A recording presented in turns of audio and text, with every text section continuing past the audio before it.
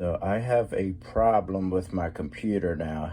The screen is sideways, and there's two ways to fix this. You can fix it one way. You can press Control, Alt, and up arrow, and you can press the side arrow, whichever way down, whichever way you like.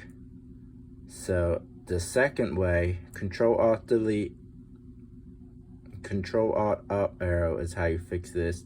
And the second way is to right here, you're gonna right click, and then that screen's gonna come up.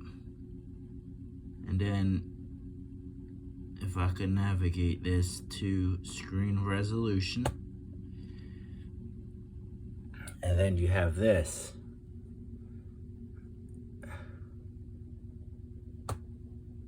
And then you go to where it says orientation.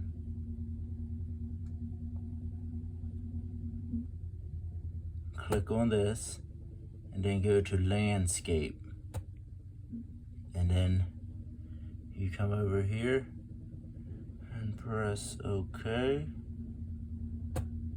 And then there you go. It's fixed. Press keep changes. Keep change. Do you want to keep changes? Yep, keep changes, and there you go.